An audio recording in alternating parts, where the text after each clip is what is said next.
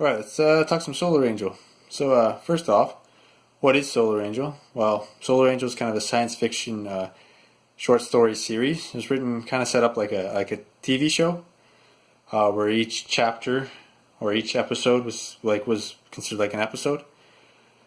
So, in the future, humanity follows under the rule of what's called the Unity, which kind of represents like the human empire, or otherwise called the Empire of Tehran. There are kind of various different branches of the military. We have the Planetary Defense Force, which is your basic rank and file soldiers, also known as Planetary Defense Militia. Then you have the Specialized Tactical Assault Troopers, which are kind of more your special forces version of the Planetary Defense Force. And up from that, you have the Super Soldiers, called the Pteranodons, where every human in the Unity is required to undergo a series of testing. At the age on the year they're going to turn 13. That testing is psychological, IQ testing, physical testing, etc. And if they're not, or they're deemed unfit to help progress the Unity, then they will be sent off to become Pteranodon training.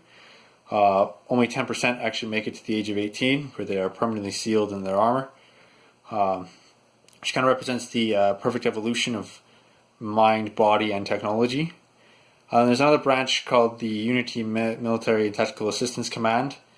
They have what's called the Justicars. Justicars are individuals who are given complete legal immunity, so it means they can do whatever they need to do to get the job done. The story follows one particular Justicar by the name of Melody Malkowski. She kind of has a tragic past and has hidden or interesting motives that drives her. Those kind of, as the character grows in the series, we also slowly reveal her past, so she's kind of growing in, I guess, two different directions, you could say. So the idea is to help the reader learn more and more about her. Sorry, I was just trying to adjust. It looks like I'm in a lava pit right now. She travels along with her ship and crew. The ship's called the Amaranta. And then they kind of have some interesting dynamics going on with her crew and how they grow along with her as the series goes on. But again, she kind of runs with her own agenda. She does follow what the Unity tells her to do, but she has those hidden motives that hopefully get revealed before the end of the series. By hopefully, I mean, well, they will. I guess the big question that's going to be asked for my longtime fans is kind of what has changed.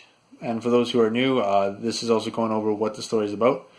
Style definitely has changed. For those of you who used to read the old ones, it kind of felt like a Saturday morning cartoon with like the good guy and the villain always meeting up with each other.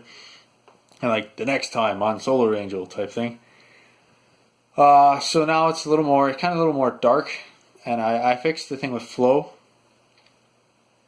which I'll get into how that changed in a bit.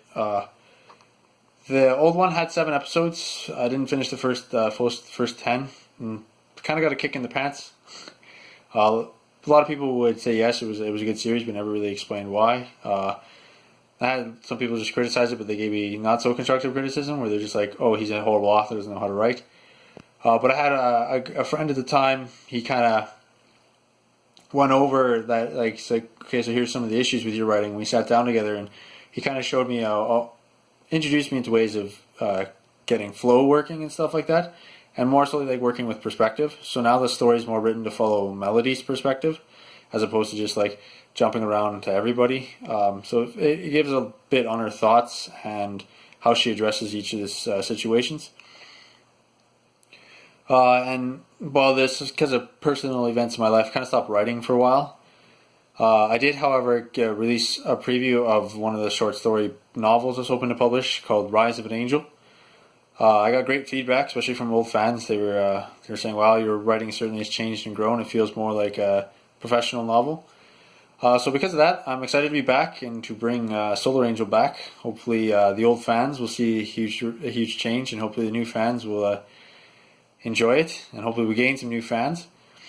Episode 1 through 3 are going to be completely different. Before, I just kind of was, when I was first exploring what Solar Angel was, just kind of writing whatever I thought would come to mind.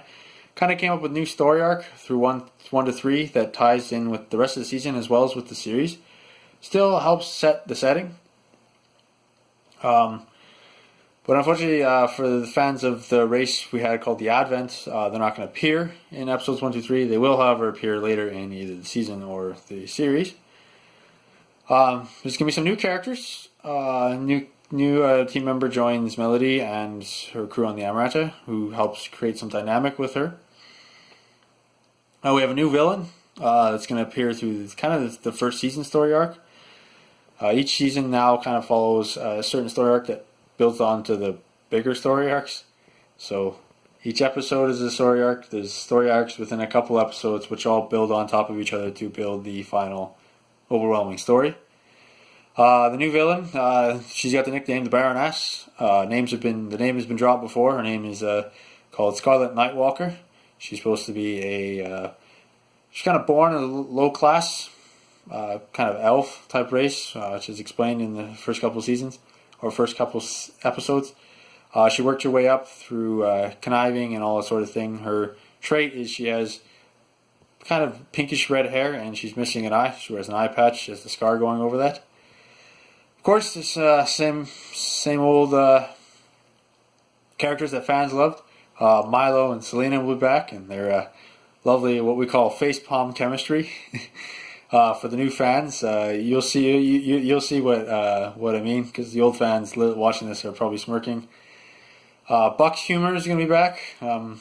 He's probably going to take another round to the anus, or as he called him, the gluteus maximus. Sarah Valentine, one of the villains, she's going to, of course, return this season. She plays a bigger role in other series. So going on to why it took so long to get this up, when I was talking about getting published in season 1, there was a huge change in the series that takes place just before Solar Angel, called The Angels of the Phoenix. Which that one details a huge event that's going to be talked about a lot in Solar Angel, called the Great Phoenix War.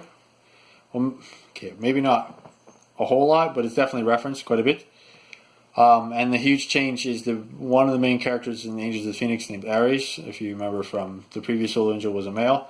I actually decided to change the role. Ares is now a female, which changes how she interacts with the characters in her surroundings. I think it gives her a little more depth, just because it adds in that the reason why she became what she became, why she kind of betrayed the Unity, which is something you're supposed to know. Don't worry, that wasn't a spoiler drop. Part of it is she was kind of underestimated for being a female in a military position, in lead military position. So I wanted to play around with that idea. I also made a huge change in the Unity. The big one is humans who join the Unity are now injected with nanobots that help their system defeat disease and age. So basically, humans that have joined the Unity can't really die unless if they're actually murdered or like killed, so that from unnatural causes, I guess, like an accident. Otherwise, they cannot get disease. They age extremely slowly. They still do show some signs of aging because the nanobots can only work so fast and so hard. But their body doesn't really decay as much. They kind of just become more synthetic as parts start to die off and can't be replaced. It's supposed to kind of represent the perfect evolution, again, between man and technology. As you may have noticed, I said humans to join the Unity. In the new canon, the Unity not all of humanity is united under the Unity. In fact, the Unity, if you remember, was supposed to go out and try to bring new or old planets back into the fold. Now there's kind of a coalition they're called the Coalition of Independent Systems that kind of stand against Unity. There's a bit of a dynamic where it's friendly because they're both humans, Unity and the CIS. However, there are some members of the CIS or the coalition who are called or send out insurrectionists to try to undermine the Unity from within. So I kind of with that I really defined what a Justicar is supposed to do, and really defined how the military breaks down. I've even changed that the stat no longer operates on their own as specialized tactical assault troopers. They're actually considered legionary auxilia. And the Pteranodons are actually more organized like Roman legions, as opposed to before, where they were just kind of more like modern military. So yeah, with the defined Justicar role, Melody's definitely going to play a little more into that and her interaction with the military, or how Justicars, which are now called, or now members of the Studies and Observation Group, how they interact with the military will definitely play a part in the stories. And then it fits more into the overall arc of what's called the Angel series, which is the series of series, which is what does it mean to be human? The Angel series kind of surround what's called the two Great Phoenix Wars. The Great Phoenix Wars are the great rebellions, or humanity, where you have a legion of pteranodons go against or declare independence against the Unity in what's called the Phoenix Galaxy. Solar Angel actually kind of takes place in between the gap between the two Phoenix Wars. So you have some characters who were bystanders in the war, some characters... none of their characters participated in the war, because many of the people that did died, because it was a pretty drastic civil war. So the idea of Solar Angel is kind of introduce people to the universe, introduce some of the characters and some of the sidelines of who saw the two Great Phoenix Wars. So one day when the two series, sorry, they're not just single books, one is 3 books and the other one's 9 books, that talk about the Great Phoenix War gets released, people with Solar Angel will have a bit of a background, but they'll also be able to fill in what actually happens in the Great Phoenix Wars.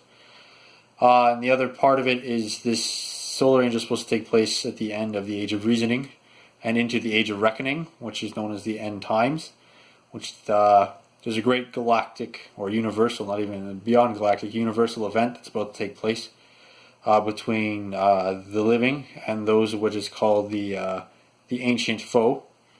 So the mystery of who the Ancient Foe is and where they come from, or if they even exist, because a lot of people doubt them, is going to be a big role, especially in the later seasons of Solar Angel. And when I say between the living and the Ancient Foe, it's more solely between the mortals and the Ancient Foes, or the Ancient Foe. So, kind of to promote or to help reward fans this time around, I think we're going to do some promotions in between seasons. Each season, again, is going to follow the 10 episodes format per season, 3 seasons. I would like to get it once a month, but when people promise that, we know how that really ends up. So, again, it will be 10 episodes per season. Before I try to limit it to 10 pages per episode, I found it got a bit rushed sometimes at the end. So the page limit's not going to be that anymore. It's going to be whatever needs to get done will get done to tell the story. So between season 1 and season 2, Melody is going to start recruiting members for the Amaranta. So we're thinking of, well, I have a friend who she has her own t-shirt company. We could start printing, like, if we get a proper logo for the Amaranta, we can print shirts like people, if they wanted to join the crew. Then we can kind of start writing people's names into the story if they want. Something we're throwing around. Other potential promotional events that are not so ambitious could be done. And in between season 2 and 3, the first short story novel will be published between then, and it will detail some of the events of the first Great Phoenix War. And it will be kind of, we'll work on how we'll get the fans involved with that one. Again, it's quite a ways. Another thing I might do, it's been suggested by several people when I did it the first time, when I did Solar Angel the first time around, is to actually have an audiobook format. And I don't see it being too hard to actually write or to read out and just record it and just post it online. So I might do audiobooks, especially if I get a lot of feedback saying I should do that. However, for those who actually read it, the audiobooks will be a little later. So those who really want to get into the spoilers and such, read it first. And those who just want to wait for the audiobook can wait for the audiobooks. So yeah, I'm really excited to be back writing. I hope everybody's going to enjoy it. The launch date officially will be the 8th of September 2017, which is 7 years after the original launch, which was on 8/9/10. And the website's going to be up. We posted, hopefully this video will be on the website. And within the next week, I will post the prologue on the website to get people who want to be interested in the universe and how it works and the setting. So yeah, Facebook page is up if you want to like that and get notifications if you want to know when things are published. And for the continued fans, thanks for your support.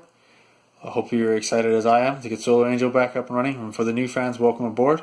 Hopefully I don't let you down.